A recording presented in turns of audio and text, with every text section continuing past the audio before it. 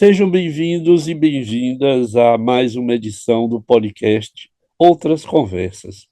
Eu sou Antônio Neri Filho, psiquiatra e professor aposentado da Faculdade de Medicina e professor emérito da Universidade Federal da Bahia. Para acompanhar meu trabalho, inscreva-se no canal Conversando com Neri. E hoje eu vou conversar com uma pessoa que me é muito cara, não é de hoje, mas também não é do século XVIII, nem XIX, é do século XX. Eu vou conversar com Maria Eugênia Millet. Eu até vou perguntar a ela depois como esse Millet é francês, de onde ele vem, porque ela nasceu no Rio de Janeiro, pode ser que tenha um pedacinho francês aí. Então, Eugênia é professora da Escola de Teatro da UFBA, foi fundadora do CRIA, que é o Centro de Referência Integral de Adolescentes, com quem nós trabalhamos lá na época do CETAD. É também psicóloga pela UFBA e doutora pelo Programa de Pós-Graduação em Artes Cênicas, da Universidade Federal da Bahia e coautora de um manual que nós vamos conversar sobre ele, chamado Manual de Criatividade. Tudo bem, Eugênia? Oi, querido, tudo bem? Melhor ainda com você aqui. Esse Então, encontro maravilhoso. então, vamos começar essa conversa por uma pergunta que eu faço sempre e que não é uma pergunta muito fácil. Quem é Maria Eugênia Millet? Maria Eugênia Milé, eu falo Milé. Ah, você diz Posso Millet e eu come- pronuncio Millet. eu posso começar daí que você logo perguntou, né? Uhum. Esse Milé vem do meu avô paterno, que veio do Líbano. Provavelmente depois da invasão francesa no Líbano. Algumas pessoas trocaram os nomes e botaram em vez de D ou no final T. Essa foi mais ou menos a explicação que eu recebi do meu pai. Eu conheci meu avô, era um senhorzinho magrinho, sentadinho assim com as perninhas dobradas no chão, gostava de comer cebola crua, era bem libanês mesmo, mas se arrumou, né, no interior de São Paulo. Foi primeiro para o Maranhão, foi Mascate, no Maranhão, conheceu minha avó paterna. Meu pai é maranhense, minha mãe é carioca, então meu pai foi médico, né, ele faleceu. Então tive contato assim com esse mundo também amazônico, porque eles moravam no Maranhão amazônico, meu pai caçava, contava causos, era um homem muito interessante. E o meu avô, esse meu avôzinho, eu conheci já velhinho, mas eu acho muito interessante, e gosto da ideia de eu ter vamos dizer, essa raiz libanesa também. E talvez seja libanesa com a pontinha mesmo, talvez, quem sabe, francesa, mas Sim. fica aí. Eu continuo pronunciando Millet com minha formação francesa, parisiense, eu acho que é Millet e não Millet, mas nós não vamos brigar por causa disso, viu? Ah, Então, você certo, disse que querido. tem 2 filhos e 2 netos. Sim, tenho Então, 2 filhos de rapazes, né? O Pedro, que é biólogo, professor da UFBA também, e doutor da UFBA, e pesquisa mar, meio ambiente, muito interessante. E tem o João, que é músico e compositor, arranjador, toca no Baiana System. Então, assim, eu acho que as duas coisas também combinam bem comigo. e a função de avó? Ah, é muito bom, viu? Isso aí, estava com o netinho aqui perambulando ainda agora. Tem uma menina, a Maitê, e o Guido. Ah, legal. Filhos de Pedro com Helena. Quando a Maitê nasceu, nossa, foi assim, primeira neta, né? Uma emoção que eu nunca tive, né? Nasceu uma coisa assim, eu não sei nem explicar. Eu fiquei muito comovida. Eu acho que a experiência de ser avó é uma experiência muito forte, muito forte. Eu não sei explicar exatamente com palavras o que é isso, mas de ser mãe também, mas mãe, quando a gente vira mãe, que para mim também foi uma experiência muito forte, eu entendi o que era ser um animal, uma coisa, entendi o que eram as baleias, o que eram as vacas, o que era tudo isso, eu entendi no meu corpo, eu entendi, um entendimento muito físico, Hum. que geralmente a gente não tem, né? Quando a gente vem para a civilização, eu acho. Mas é importante quando a mulher tem essa oportunidade. Já com a experiência de avó, de ter nascido aquele bebê, eu não sei, tem assim muita coisa de muito tempo, de uma vida, e aquele serzinho ali de novo no mundo, é muito, muito bonito. Então, eu tenho muito amor a eles, a casa que tem o espaço deles, tem os desenhos. Eu tenho dois netos, Ana Beatriz e João Pedro. João Pedro tem 15 anos e está morando em Portugal. E Beatriz tem 19, entrou para a Universidade Federal da Bahia agora, fez direito, está fazendo direito. Agora eu vou lhe confessar uma coisa que ninguém nos ouça. Eu não tive ciúme da minha filha, mas eu tenho ciúme da minha neta. Então, você imagina como é. Eu sei do que você está Como é esse falando. amor, né? É um amor Pois é. enorme. Pois é, então eu sei o que é ser avô. Mas, Eugênia, você mandou me dizer que foi atriz durante muito tempo, trabalhou num grupo, que eu não sei se eu pronuncio bem, que é Avelãs e Avestruz. É isso mesmo? É Como isso foi a mesmo. experiência? É isso mesmo. Eu cheguei na Bahia, né? É, comecei a fazer psicologia no Rio, vim transferida porque eu casei com um rapaz e ele veio trabalhar no Banco Central. E eu vim transferida para a UFBA. E aí eu vi no jornal lá em 70, vamos dizer 72, mais ou menos, um curso de dicção com a Jurema Pena. E aí eu resolvi fazer esse curso de dicção, porque eu sempre me interessei pelas artes. Lá no Rio eu fazia cursos no MAN, de pintura, de desenho, fazia dança, além da psicologia. Fiz uns cursos com Elo Krugli, flauta doce. Então eu também já, já me mexia nas artes lá de alguma forma. E aí eu fui fazer esse curso com a Jurema.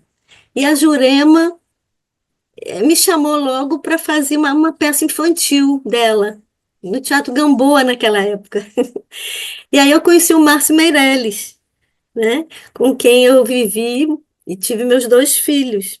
E nós, né, logo nesse começo, quando a gente se conheceu trabalhando na peça infantil da Jurema, nós começamos com o Jorginho Santori também pensar em formar um grupo. E aí nós começamos a formar, e formamos esse grupo, com o Hebe Alves, o Jorginho e com outros amigos. E esse grupo fez muitas peças, ganhei prêmios de atriz, e era um grupo, era tudo coletivo, a gente trabalhava com improvisação, com muita dança, música, eh, trabalhávamos muito, muito. Específico para criança, não? Não, eram só peças de adulto. A gente fez Strindberg, fez Brecht, fizemos o Fausto, foi uma das primeiras peças que a gente fez na Sala do Coro. A Sala do Coro não existia como existe agora, era um lugar lá no fundo do Teatro Castro Alves, mas nós ensaiávamos no Castro Alves em qualquer sala que arranjavam para a gente. Era aquele tempo bom, né?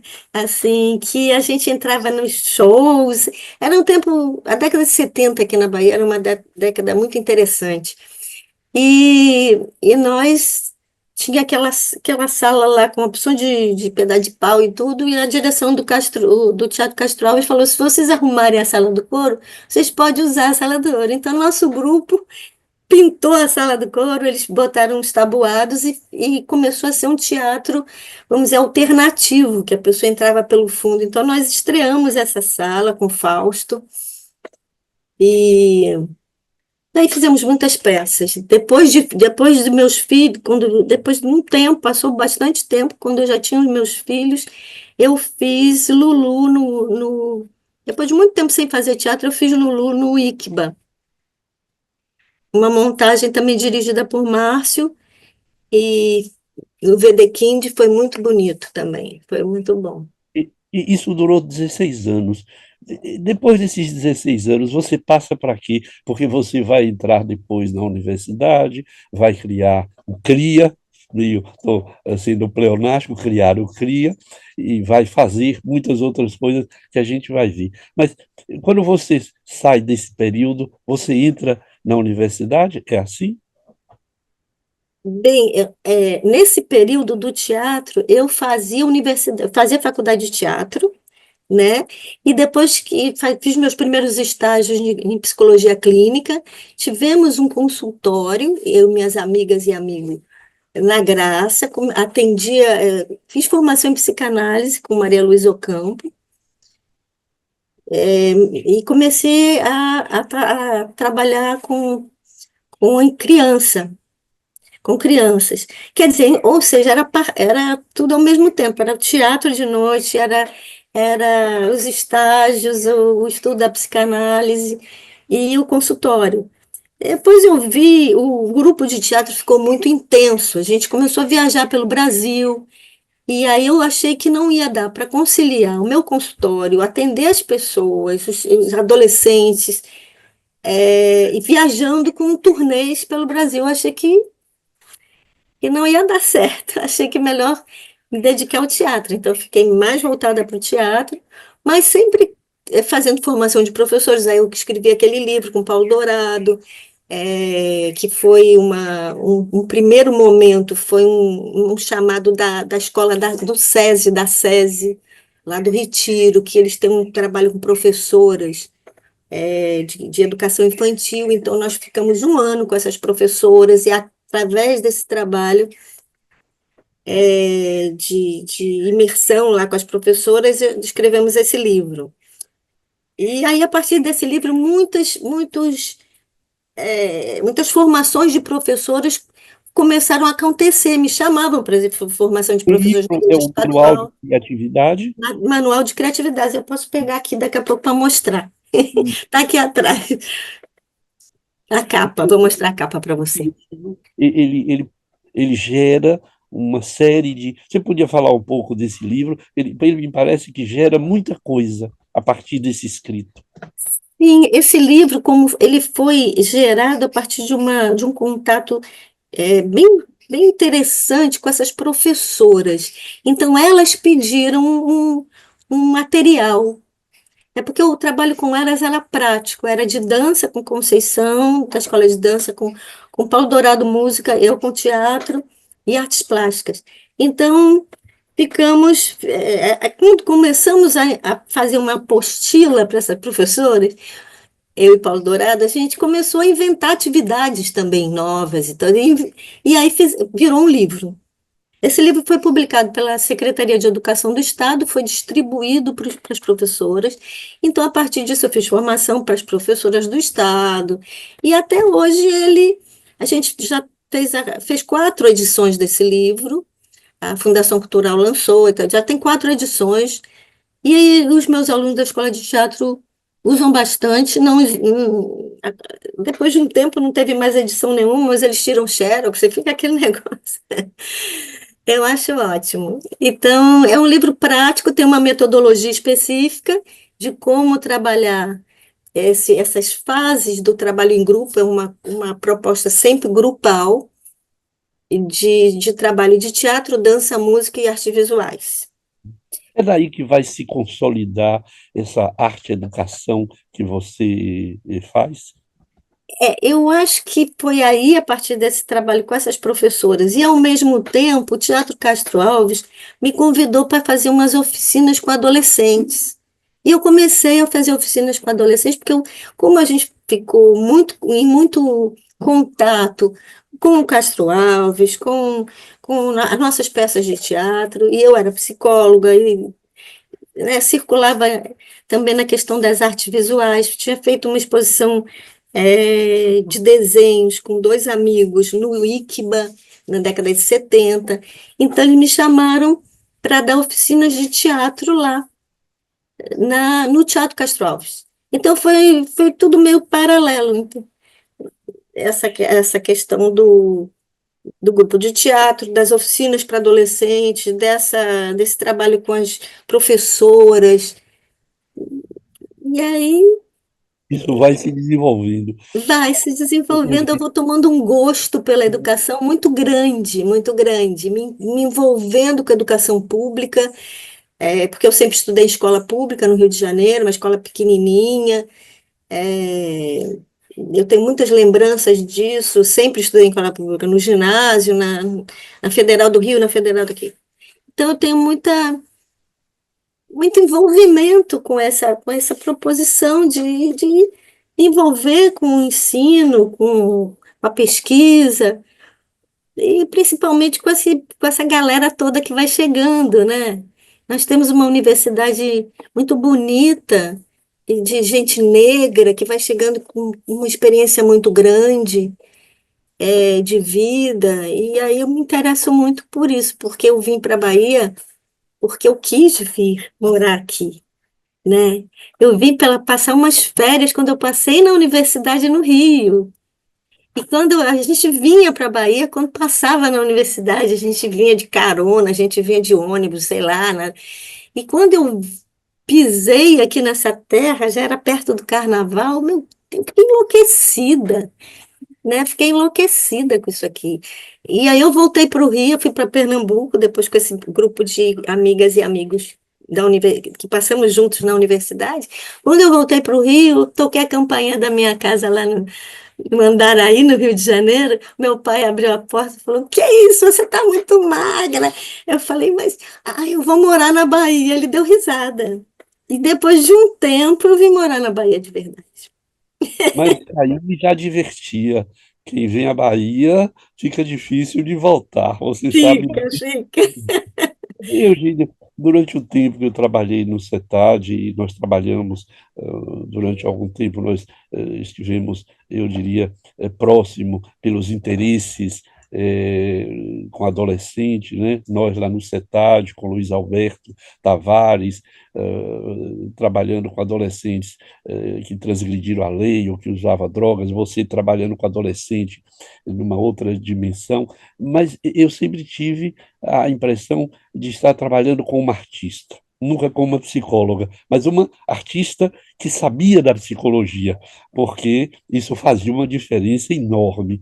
Mas você caminha para isso que você tem chamado de formação de artistas educadores. Quer dizer, são artistas, são pessoas ligadas à arte, mas conectadas à educação. E eu penso que isso é resultado dessa sua trajetória. Mas como é que funciona? Como é que você forma artistas educadores? Como está esse trabalho? Ele se sustenta ainda? Quais os efeitos dele na sua visão? Desse trabalho de formar educadores, artistas educadores. A formação começou primeiramente no CRIA, né? Porque o CRIA, a estrutura do CRIA foi formada. Eu pensei nessa estrutura de que o primeiro grupo de teatro de adolescentes, eles iam, vamos dizer assim, interagindo ali, apresentando as peças, com debates depois, com plateias variadas em escolas, em associações de bairro, nos próprios bairros deles. E muitos deles que queriam ficar, continuar no CRIA, iam se tornando monitores e por aí vai. Então, ali já era, vamos dizer, um núcleo, né, uma fonte de experiência de formação de artistas educadores. Hoje, por exemplo, o CRIA fez 30 anos, está fazendo 30 anos esse ano, e quem coordena o CRIA são jovens adultos já, mas que começaram comigo adolescentes, né? E que estão de geração em geração. Claro que tem pessoas também da minha geração que estão ainda na coordenação administrativa e produção, mas assim, na parte de arte e educação. Então, ali esse núcleo, existe esse núcleo que eu vivi ali intensamente, a formação progressiva dessas pessoas que queriam continuar, não só sendo atores e atrizes, mas também artistas educadores. que eles se Hum. responsabilizavam também como dinamizadores culturais nas suas comunidades e tal. Essa era a lógica. Ao mesmo tempo, eu entrei na escola de teatro e me dediquei, desde que eu entro, à licenciatura, à formação de professores de teatro. Esses professores de teatro são artistas educadores, porque todos eles vão fazer a escola de teatro porque fazem teatro, fizeram teatro de alguma forma. Continuam fazendo, atuando como atores, como diretores, nas suas comunidades também, em grupos comunitários, muita gente do hip hop também. Então, essas pessoas que vão ser professores de teatro, eles têm já têm uma vivência de arte, né? Já fizeram teatro é, em vários lugares, não só na escola de teatro, mas antes, quando era adolescente, inclusive no projeto Axé, né? Eu fiz uma parceria muito grande também com o projeto Axé durante um tempo, e foi muito importante para mim. Eu bati na porta do Axé, porque isso é um parêntese, mas eu acho que veio agora porque tinha que vir. Porque uma coisa era trabalhar com meninos e meninas de classes populares que se interessavam por teatro e iam fazer o CRIA. Também na escola de teatro, que a maioria dos estudantes que vão para a licenciatura tiveram experiências em escolas públicas, em ONGs, e são a maioria deles de classes populares. E aí, voltando aqui à história, lá na década de 80 ou 90, eu quis conhecer, eu quis saber desses meninos que estavam na rua. E eu bati na porta do Projeto Axé e falei, eu quero trabalhar com eles. Aí o Juca Ferreira trabalhava lá, o César Larroca era vivo, né? Queridos. E aí eles falaram, você tem certeza? Falei, tenho. E aí eles falaram, tá certo, então tá. E me mandaram. Nessa época, eu também estava fazendo um trabalho forte com um grupo, montando uma peça junto com crianças, com meninos, com meninas, adolescentes. O Chica Carelli com Lê Dornelas, para estrear no ICBA. Ainda não tinha o CRIA. E aí eu fui, eles me mandaram ir lá para Conceição da Praia, para uma casa, um casarão que eles tinham alugado ali, uma sala, e falaram, vai lá, que é lá que eles estão, vão receber vocês. Uma educadora me atendeu, eu levei, fui eu, Chica Carelli e Leda Ornelas, professoras de dança.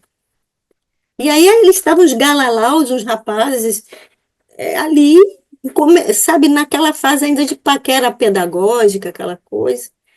Ali deitado pelo chão, deitado por ali. Aí, vamos embora levantar, vamos embora se mexer, vamos embora fazer trabalho, vamos embora aquecer, porque o trabalho começa com muita coisa física, jogos, tal. E aí ninguém queria, né? Eu levantava um pouquinho, daqui a pouco caía, saía. E aí eles falaram, eu falei, mas por que vocês, daqui a pouco vocês deitam a cabeça aí na cadeira? Eles falaram, não, porque a gente não dorme de noite. A gente não consegue dormir de noite. Tem as barreiras, tá, tá, tá. Me explicaram. Quando eu olhei para a Chica e para a Leda, eu vi os cabelos em pé. Assim, quando acabou, mas eu gostei muito. Eu queria, sabe? E aí eu fiquei um tempo grande misturando, porque eu não achava que devia ser separado.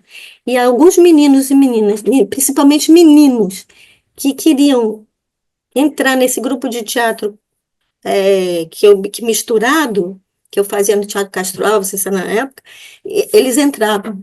Então, aí também tinha a minha ligação com o Projeto Axé, eles sabiam quem ia e tal, era tudo organizado. Nélia, eu tenho uma coisa que aconteceu comigo muito interessante. A minha família não professava nenhuma religião, meu pai era médico, também era uma pessoa cientista, vamos dizer assim, científica. A minha mãe ia para espiritismo, catolicismo, me batizaram, porque meu pai achou um padrinho católico, até hoje eu tenho muita afeição a esse meu padrinho. Mas assim, quando eu estava com esses meninos, assim, vivenciando essas oficinas, que sempre tinham como resultante uma peça de teatro aberta, ou apresentando em escolas, ou no ICBA, a gente mostrava nos lugares bacanas mesmo. E aí eu entrei, estava indo para um ensaio, para um encontro, acho que era na Biblioteca Central, que tinha uma sala onde a gente ensaiava. Estava atravessando a Avenida 7, tinha aquela igreja na Avenida 7, que eu nunca tinha entrado. Aí eu entrei e vi o coração de Maria. Claro que eu já tinha visto antes. E vi o coração de Jesus e vi o coração de Maria. Quando eu vi o quadro do coração de Maria, eu entendi o que eu estava sentindo, o que era aquilo. Então, eu tive eu entendi o que era o quadro. Eu entendi. Não sei te dizer, não era com a cabeça, sabe? Era uma coisa muito forte que eu estava vivendo na minha vida. E realmente eu vivi com toda a emoção. Aquele tempo com aqueles meninos misturados com meninos. Tinha menina de classe média, que tinham pessoas de classe média brancas que faziam questão que os filhos ficassem comigo fazendo teatro. Tinham pessoas de classe popular, de escolas públicas, e tinham alguns meninos do Projeto Axé, que ainda estavam nessa situação aí. E foi muito forte para mim, eu aprendi muito. Nós ficamos nesse processo aí que eu estou te contando, nós ficamos 9 meses, 9 meses, né? Tinha que ser 9 meses. 9 meses é uma gravidez, não é isso que é Exatamente. claro. Ficamos 9 meses. Ele só foi interrompido porque tinha um apoio. O Projeto Axé dava um apoio de vale transporte e tal, umas coisas, né, para que isso acontecesse. Até para fazer também o cenário, depois o E aí, era na época do Collor, ele cortou o dinheiro do Projeto Axé. Então, só interrompeu por conta disso. É um detalhe da coisa. Mas, assim, nós ficamos 9 meses e apresentamos essa peça, e eu chamava O Monstro e o Mar. Sobre isso, eu poderia falar muita coisa, porque eu pensei que quando eu fosse trabalhar com os meninos em situação de rua, viessem as questões pesadas da rua. Não, não. Veio aquela Bahia Caíme, aquela coisa. A gente começamos a entrevistar pescadores e foi uma coisa muito linda. E inventamos essa história do monstro e o mar, que na verdade estava aquela fábrica, quando a gente vai para a Embep, aquela fábrica poluidora ali, e aí, e aí começamos a conhecer isso. Eu comecei a entrevistar muita gente sobre a poluição do mar, sobre os pescadores falando que os peixes estavam acabando, aquela ainda. Então, quando acabou todo esse processo, depois de 6 meses, estreamos no ICB e tudo, fizemos uma roda e cada um falou o que foi esse processo. Não só os meninos em situação de rua do Pelaché, mas todos, meninos de classe média, meninos de classe popular.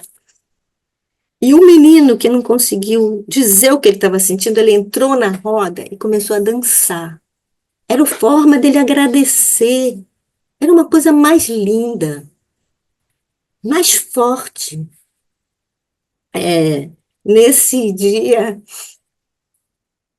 o Márcio foi me pegar para trazer aqui. Eu moro em Piatã desde aquele tempo. Eu vim para Piatã quando meus filhos eram pequenos. Meus filhos já eram crianças nessa época. E aí eu vim chorando tá? Eu vim chorando da Biblioteca Central até Piatã sem parar. Aí Márcia me perguntava o que foi, o que está acontecendo, eu não conseguia dizer, porque era muito emocionante. A forma corporal, ou seja, toda a pessoa agradecendo naquele grupo, naquela roda. Então, assim, como eu estou falando, para ser um artista educador, precisa ter roda, precisa ter corpo, precisa ter dança, precisa a gente se conhecer bastante, conhecer nosso corpo, nossa forma de cantar, de... Então, assim, é isso. Ser artista, eu pulei para outra coisa, mas ser artista educador é isso, né? Que Mas eu acho une... interessantíssimo, porque eu não sei se você se lembra dela, Jane Montes, que foi quem fez a ponte, porque ela era pedagoga, e foi ela Sim, que chegou lá no CETAD dizendo: Olha, nós vamos trabalhar com cria. Então, ela Jane é uma querida, Jane é ela uma querida. traz, pois é, ela traz aquele jeito dela, né, de iniciada no candomblé, com aquela voz tão tranquila, e ela começa a levar para o CETAD meninos e meninas com os quais ela trabalhava na rua, porque a gente tinha inventado também o consultório de rua. E Foi. como você, nós estávamos com o axé. Então, foi nesse, digamos assim, nesse caldeirão que nós aprendemos que a arte era absolutamente fundamental para o nosso trabalho, para o trabalho com esses meninos e meninas, e aí é que Luiz Alberto Tavares vai durante 16 anos no CETAD manter um espaço de reflexão, e inclusive se montou uma peça durante um tempo no centro, outro momento nós fizemos o Não Quebre a Vaca, pintar aqueles pequenos ladrilhos. Então, nós estamos todos transitando, eu diria, por esse campo. Agora, eu vou lhe fazer uma pergunta mais difícil de responder, talvez. Se você vê hoje, nesse tempo que nós temos, com quase 30 mil pessoas em situação de rua em Salvador, a maioria são de pessoas pretas,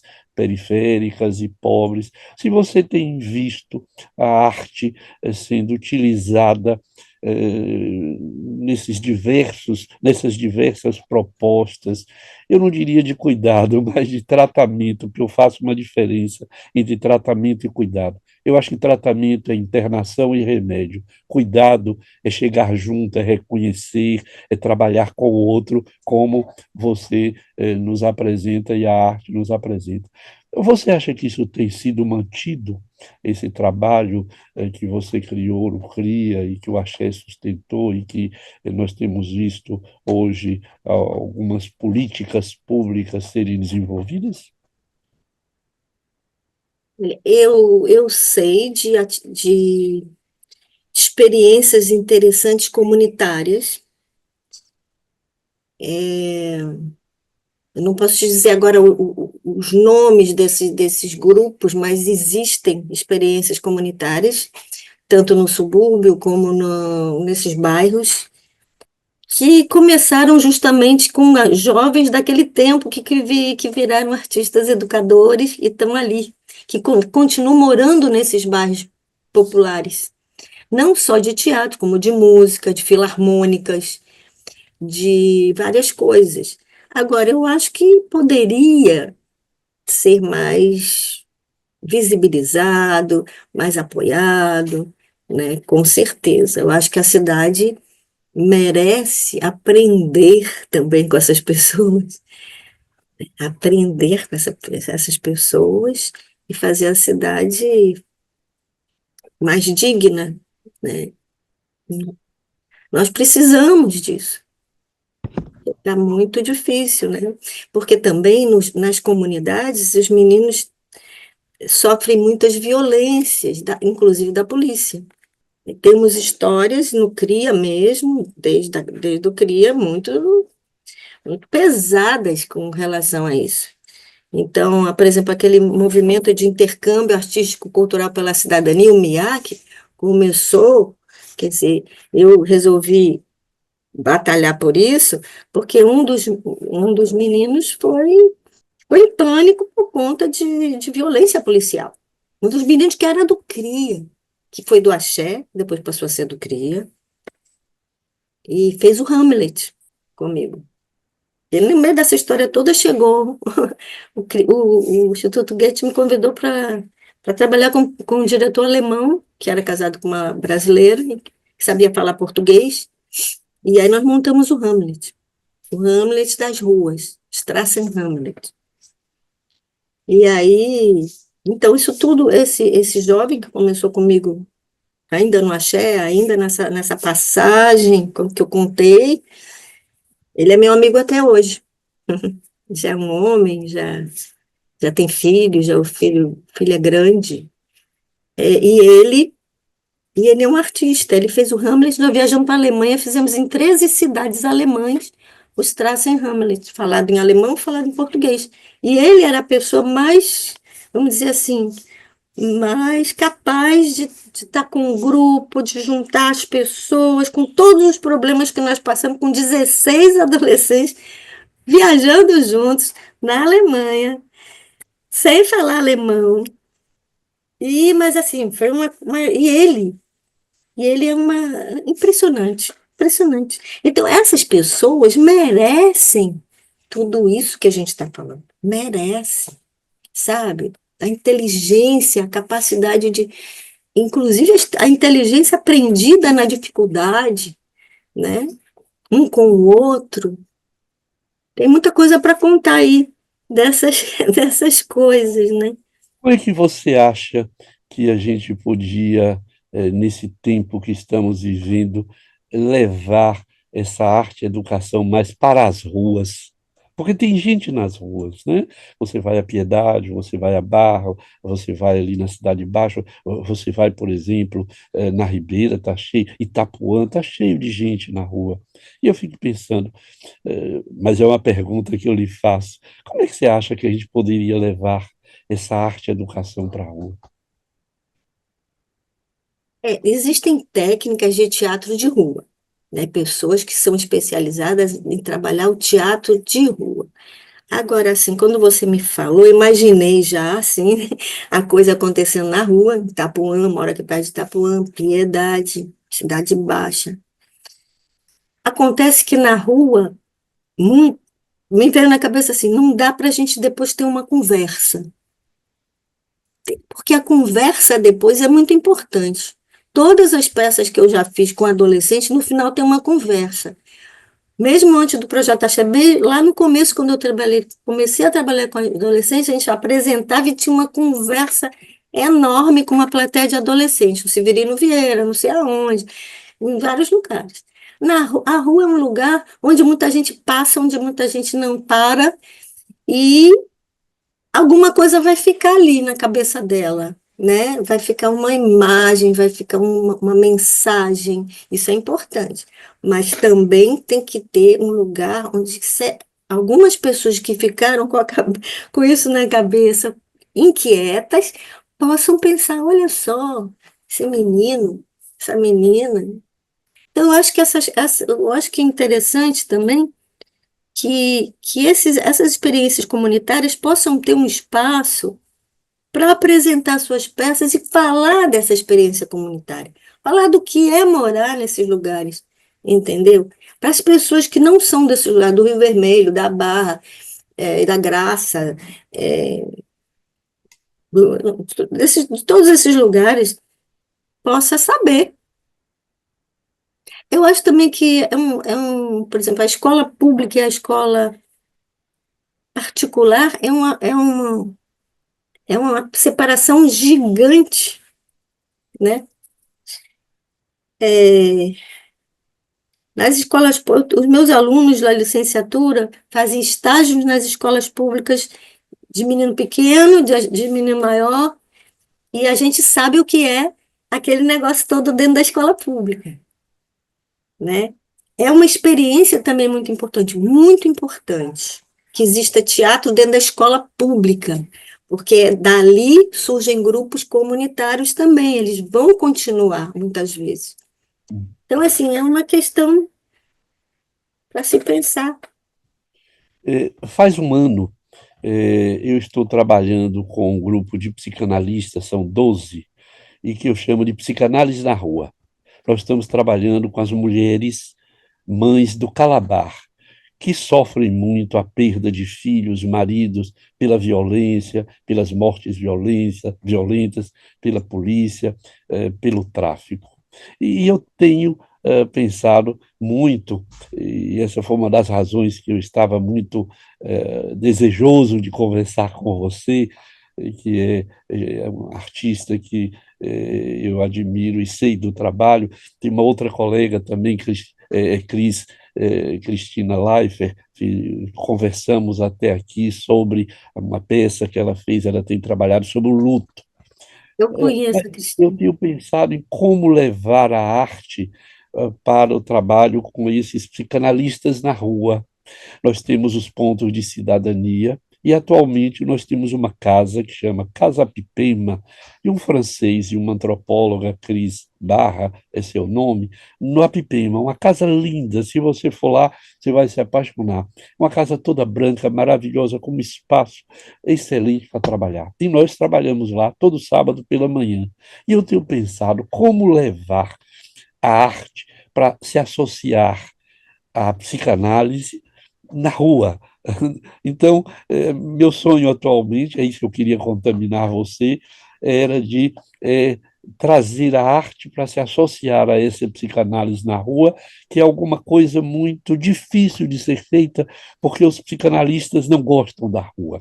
Os psicanalistas vivem todos em seus consultórios, durante muito tempo acharam que não era possível, mas pouco a pouco a gente tem visto, e os psicanalistas, não a psicanálise, têm percebido que é possível trabalhar na rua.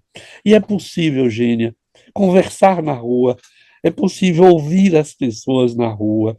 Então, nós Cantinho, num temos tido essa lugarzinho que a gente acha. experiência, sabe? O Rio de É, Janeiro, Brasília, sim. é, Santa Catarina, muitos lugares, e agora a gente está começando isso na Bahia. Então, eu queria deixar aí essa notícia para você de que nós estamos com esse grupo de psicanalistas na rua, não de rua, mas psicanalistas na rua, e eu acho que alguma aproximação com o teatro seria interessante. Fica aí.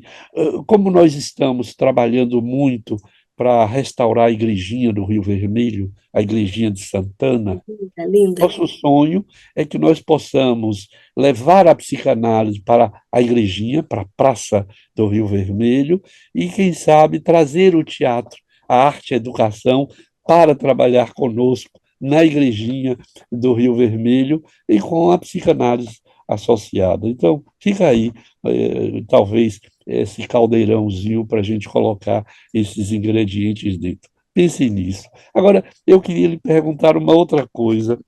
Você tem feito um projeto de extensão atualmente, eu não sei se pronuncia o nome bem, que é Mamotetã, em que você, Tamanho Guireju, Guireju. isso, Guireju, o nome mesmo é Mamotetã, eu estou pescando aqui, Guireju, que significa de que lugar sagrado você veio. Aí eu queria muito que você falasse disso, porque você está trabalhando com os tupinambás do sul da Bahia, e eu tenho a impressão que você está abrindo mais uma grande cortina para falar em teatro, né? Você está abrindo mais uma grande cortina, e eu queria assistir isso. Ó, querido. Olha, deixa, eu vou falar desse, eu preciso muito falar disso para você. Mas, assim, meio que quando você falou da Igrejinha do Rio Vermelho, veio na minha cabeça assim, eu vou ficar mais um semestre lá na escola de teatro, né? E tem disciplinas que têm resultados cênicos, processos resultados, vamos dizer assim. Não é peça, mas são processos resultados coletivos. Quem sabe também a gente não pode aproximar esses estudantes com esse projeto, com os psicanalistas, ou no Rio Vermelho, ou em outro canto da cidade, onde possa ter um evento cênico que chame as pessoas e depois ter uma conversa. Os estudantes que vão ser professores de teatro. Eu acho que isso é uma coisa que a gente depois pode conversar e me animou muito aqui. Né? Agora vamos ao Mamotetanguereju. Quando nós entramos na pandemia, então, antes da pandemia, eu numa disciplina da escola de teatro que chama Jogos de Improvisação, sempre tem um resultado cênico. Eu estava com esse grupo e foi um grupo lindo. Eu trouxe a Aninha Umburana, que é uma mestra popular da cultura lá de Lafayette Coutinho, no sertão perto de que é a minha amiga, minha irmã. E ela sabe muitas rodas de verso, muitos brinquedos cantados e tal. E foi muito forte essa turma, começar o semestre com a Aninha, e a gente ficou muito próximo. E também Mara Vanessa, que é uma antropóloga, uma jornalista, doutora, entrou para a escola de teatro para fazer a escola de teatro de novo, entrou nessa turma. Uma mulher de 50 e poucos anos que passa a vida inteira trabalhando com indígenas no Brasil inteiro, né? Começou muito nova, e continua. E assim, através de Mara e desse grupo que ficou junto, quando acabou o semestre, ninguém queria se largar, porque montamos uma peça, ficou muito bonita a peça.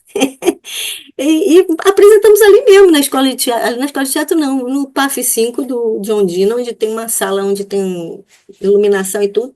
Depois, não, vamos apresentar, apresentamos na SESI, apresentamos em alguns lugares, mas depois ninguém queria se largar. Então, continuamos, veio a pandemia.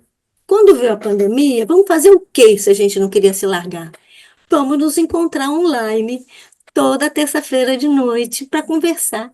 Nisso, nesse meio tempo, antes da pandemia, o Cacique Babau esteve aqui no MAB, no Museu de Arte da Bahia, fazendo uma palestra. E Mara, essa minha aluna, que é a minha amiga, hoje em dia minha parceira nesse projeto de extensão, me chamou, fui eu e Joel, meu companheiro lá, e eu fiquei muito impressionada com a palestra do Cacique Babau. Nunca vi na minha vida uma filosofia indígena daquele porte, assim. Aí eu fizeram uma fila para falar com ele, e eu também fui na fila.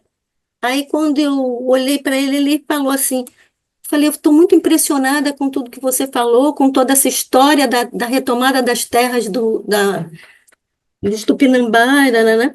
Ele falou, vai lá, olhou para o meu olho e falou assim, vai lá, vai lá. E aí eu falei, eu recebi um convite, bom, fomos lá, eu, Joel, Mara, e ao mesmo tempo, eu pensei que eu fosse trabalhar com adolescentes da Serra do Padeiro, que eles queriam fazer teatro, mas eu aqui e a Serra do Padeiro lá adiante, não podia. Aí veio a pandemia, nós começamos a trabalhar pela internet. E aí foi uma coisa linda, um presente que eu ganhei, né, na vida, porque veio do Glicéria Tupinambá, que é irmã do Cacique Babau, começou a participar disso desde o primeiro dia, com outras pessoas, e a partir dali ela começou a fazer o manto Tupinambá. Foi a primeira coisa que ela resolveu fazer, porque ela mostrava para gente o desenho do século XVI, um desenho pequeno que ela viu que tinha um manto com penas. Ela resolveu fazer. Então, nós acompanhamos essa trajetória desde a primeira ideia. E aí ela contando, então vieram muitas histórias. Eu tenho uma aluna, Rafaela Tuchá, que é Tuchá, agora ela está na França fazendo pós-graduação. Então, a Tuchá, essas pessoas, Glicéria, e esses estudantes, né? Então, a gente ficou muito tempo, até agora, nossas reuniões são online.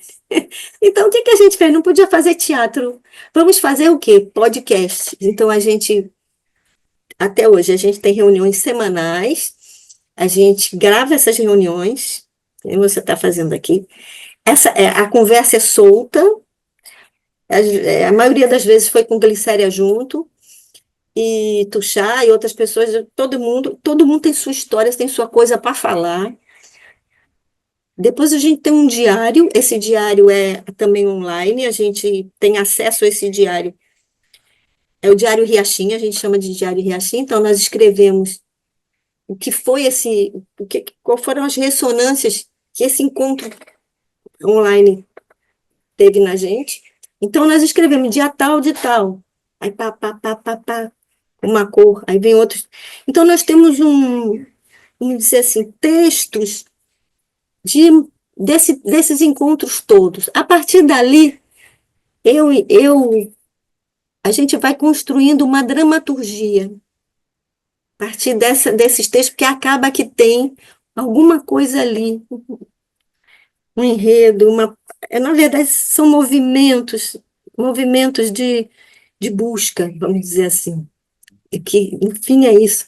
E aí a gente pega e vai, um grava na sua casa, outro grava na sua casa, e Luciano Bahia, o nosso querido professor de música da Escola de Teatro, músico maravilhoso, ele faz a masterização, faz a direção musical, também separado na casa dele. Isso tudo foi na época da pandemia e continua sendo assim porque funciona bem. E esse material é acessível? Tá no YouTube, eu vou te mandar. E você se lembra para dizer aí, para a gente deixar anunciado essa possibilidade. Se não, Procura teatro, procura Riachim, Grupo Riachim no YouTube. ok. Grupo Riachim. Grupo Riachim. Riachim no Ok, YouTube. E aí tem os vídeos também. Tem vídeos e tem podcasts. ok. Então a gente vai chegar lá. Eugênia, é, como eu lhe disse no começo, poderíamos, digamos, desdobrar cada uma dessas falas suas em um tempo longo de conversa. Mas eu aprendi nessa história de podcast que tem um tempo e que as pessoas acompanham, e eu acho que esse tempo é o que nós alcançamos agora. Mas eu termino sempre minhas conversas oferecendo ao meu entrevistado ou entrevistada uma poesia e que, de um modo geral, eu escolho antes da conversa. E pensando em você e em nossa conversa, eu disse: o que eu vou ler para a Eugênia, que deve conhecer tanta coisa? E aí, como eu acho que os livros me chamam, às vezes eu estou sossegado e tenho um livro, eu ouço uma vozinha dizendo, ô Nery, aí eu olho, é um livro me chamando. E aí eu estava sentado, pensando na nossa conversa hoje, e aí quem me chamou foi João Cabral de Melo Neto. Adoro, Aí ele me adoro. chamou, imagina, olha o tamanhão. Aí Amo. eu disse, vou lhe atender. E aí eu abri e estava marcado com a minha fitinha do Senhor do Bonfim esse texto que eu vou lhe oferecer e que certamente você conhece, que eu acho que parece muito com você, que tem como título Tecendo a Manhã. Um galo sozinho não tece uma manhã. Ele precisará sempre de outros galos. De um que apanhe esse grito que ele e o lance a outro. De um outro galo que apanhe o grito que um galo antes e o lance a outro. E de outros galos que com muitos outros galos se cruzem e os fios de sol de seus gritos de galo, para que amanhã, desde uma teia tênue, se vá tecendo entre todos os galos e se encorpando em tela entre todos, se erguendo tenda, onde entrem todos e se entretendendo para todos no todo, amanhã, que plana livre de armação. Amanhã, todo de um tecido tão etéreo que, tecido, se eleva por si, luz, balão. Esse é o texto de João Cabral de Melo Neto, Tecendo Amanhã, que eu lhe ofereço, não lendo como um ator. Eu sonho em ler poesia como Antônio Fagundes. Não sei se chegarei lá. Estou Você é trabalhando, estou maravilhoso. fazendo, estou trabalhando. Você está vendo Você que. é Nery maravilhoso. Muito Então, obrigada eu. por essa poesia lida desse jeito seu, maravilhoso. Então, obrigadíssimo por essa conversa nossa, que eu espero sirva para muita gente, sirva de inspiração, como certamente serviu para mim. Então, obrigadíssimo. Eu que agradeço, Nery, poder conversar com você, um grande mestre, uma pessoa da cultura, uma pessoa que está atenta, né? Você está atento, esses anos todos que eu te conheço, muito atento a tudo que acontece, principalmente as necessidades que nossa cidade, que nossos jovens, nossas pessoas precisam, né? E como você falou, quando você falou, eu acho que a gente vai levar adiante aquela ideia dos meus alunos com esses psicanalistas. Trabalharemos. Estou gostando da Trabalharemos. ideia. Então, se você gostou dessa conversa, você que nos assistiu ou nos ouviu pelo Spotify, dê um like, comente, compartilhe e se inscreva no meu canal Conversando com Nery. Então, até a próxima conversa.